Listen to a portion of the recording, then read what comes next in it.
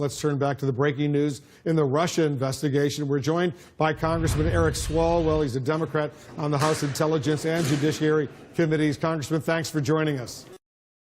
Thanks for having me back, Wolf. All right, so CNN has learned that the special counsel, Robert Mueller, he's meeting with the leaders of your House Intelligence Committee, I believe, right now. What can you tell us about that?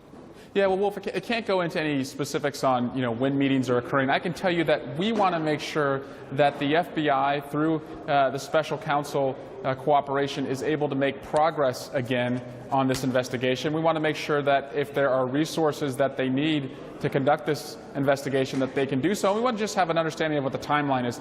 We don't want to interfere in any way. We want to make sure that they are able to report back to the American people whether any U.S. persons worked with Russia or whether that did not occur. Yeah, he's involved in Mueller in a criminal investigation. You guys are looking at oversight in the House and Senate. The ranking member of your Intelligence Committee, Democrat Adam Schiff, he wants your committee to look into possible obstruction of justice. Has your committee come to a final agreement with Special Counsel Robert Mueller on this? Are you going to pursue that? We should pursue that. I support Ranking Member Schiff's belief in that. The obstruction of justice concerns stem out of the Russia investigation from the president's own mouth. And so I'll leave it at that, Wolf. I hope we can find consensus with the Republicans, because as you mentioned, our task right now is to report to the American people how this attack occurred, whether any U.S. persons were involved, and then make reforms so that we never find ourselves in a position like this again. And learn lessons learned from all of this, as you say, to make sure it doesn't happen again. The Treasury Department is providing documents from its Financial Crimes Unit to the Senate Intelligence Committee. Will your House committee be requesting those same documents? Well, first, I think this just shows why we should have had a joint Senate-House intelligence investigation to avoid redundancies, and you've certainly seen those. That's something that Mitch McConnell and Paul Ryan opposed. We want to review all relevant documents, talk to all relevant witnesses, and do it swiftly, because, as I said, Wolf, it's not just Russia who we're afraid of could do this again. Other countries with similar capabilities will see this as an opportunity. But understanding what the financial relationships were as this attack took place will be very, very illuminative for us. Your committee, as you know, has set Friday, this coming Friday, as the deadline for the White House to provide any recordings it may have of President Trump's conversations with former FBI Director James Comey. Have you received any response at all from the White House counsel, Don McCann, or anyone else at the White House on this request? I'm not aware of them responding to us, and that was kind of the easy way to approach this, hoping that they would want to cooperate because it was the president who suggested that they exist. If that does not happen, then one other option we have would be to subpoena the records, and I hope that that's the action we take if the White House is not going to cooperate with that request. Do you believe those recordings exist? Well, honestly, there's two bad outcomes. Either the president lied about recordings being in place just to intimidate James Comey, who came forward and testified anyway, not knowing himself, or he secretly recorded the FBI director without his knowledge. I don't think either of them make the president look well. You're also trying to get by Friday the Comey memos on Comey's conversations with the president. I assume you're going to get those, right? And if you are, what are the most important elements you need to review?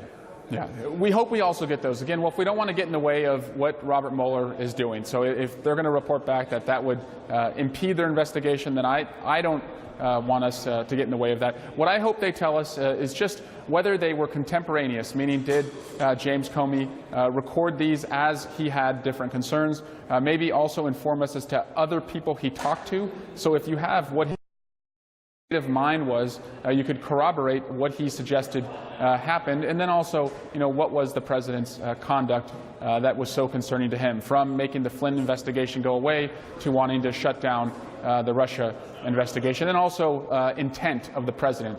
If it's true that the president asked people to leave the room, that shows what the president was doing, contrary to Paul Ryan and others who have said, well, he's new at this, he doesn't necessarily know. When you clear a room, you know what you're doing. But was that first memo that he wrote following that first meeting, when he went into his car and he started writing up details that he could remember, presumably because he didn't necessarily believe the president, is that the one you want to see the most? We want to see all of them, but that was really that's chapter one, I guess, in the memos, and that would probably give us a good sense of where this went for the director and how he viewed the president thereafter. But yes, I think all of them would be helpful for our investigation. And they're not classified, right? He said they weren't classified, so I don't understand why wouldn't they be made available to you? They should be made available to us, and I don't believe they're classified from what I have heard.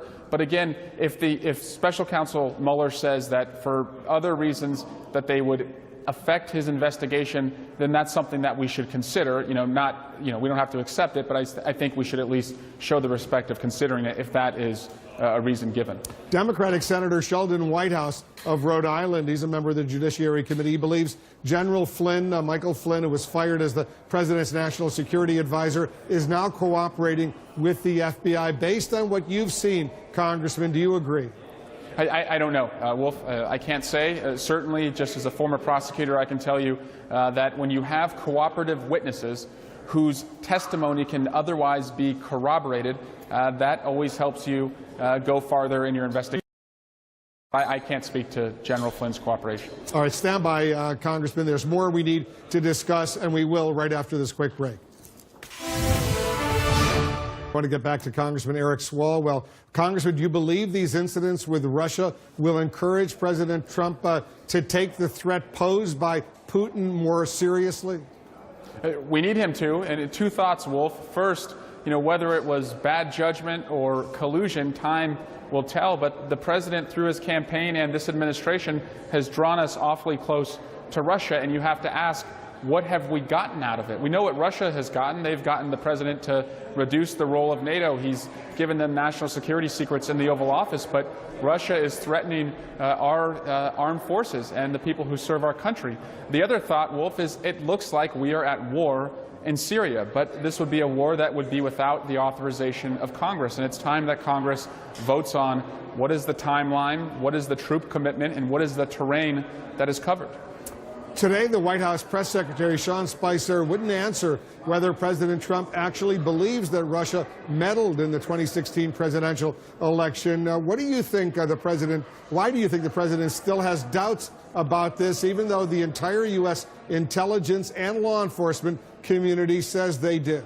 It can't be because he has not seen the evidence. We know that he's been briefed on the evidence. The evidence is overwhelming. And so I'll let people draw their own conclusions about why he doesn't accept it. But what worries me the most, Wolf, is the cost of the chaos of Russia's interference is that it's prevented Congress from acting on behalf of people's jobs, their health care, and their kids. And also, Russia is going to do an even better job in 2018 if we don't have a White House that accepts that we were attacked and wants to protect future elections.